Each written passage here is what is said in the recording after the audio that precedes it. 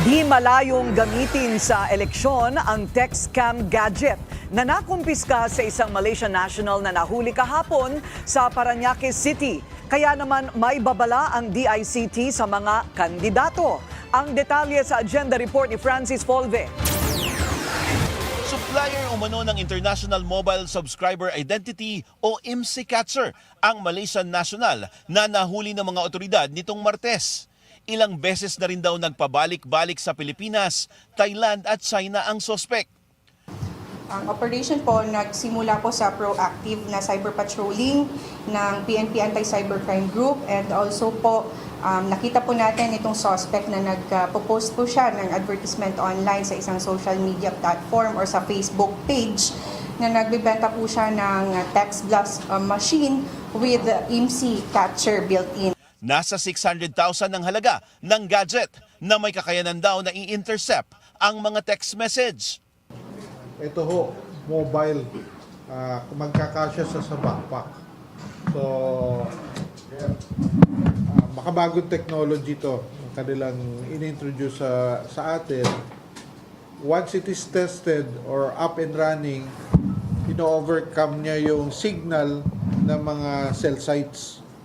Kaya nakakapag-efficiently broadcast siya within his range. I think, nung nag-testing kami, 100 meters, lahat ng cellphones na masagap niya will receive the same message. Ayon sa Department of Information and Communications Technology, kadalasan itong ginagamit sa mga text scam. Dati kasi kinakarga yan sa sasakyan at umiikot sa mga public places. Normally, where a lot of people gather. Ngayon, medyo nag-improve yung technology nila. Nagkarga na sa backpack. So, pwede na silang pumasok sa malls, pumasok sa mga buildings upang gamitin itong device na ito. Once na nakuha yung numbers, pwede nilang padalhan ngayon ng text na nagyayaya na mag-invest, or padala kayo ng text na si telco sila, Globe, Smart, or Dito, or Bangko, at sasabihin sa inyo na hindi updated yung SIM card registration nyo. Kailangan mag-click kayo nitong link na ito para pumunta kayo at hihingin yung lahat ng detalye nyo. Kasama na rin daw ito sa sinasabing guerrilla operations ng mga nalansag na pugo. Pero bukod dyan, posible rin daw itong gamitin sa paparating na midterm elections sa Mayo. Posibleng gamitin ito sa pag-text blast ng propaganda na pwedeng pumabor o sa ikasisira ng isang kandidato. Nagiging bentahe raw ang gadget sa kandidato dahil mas marami ang kanyang maaabot.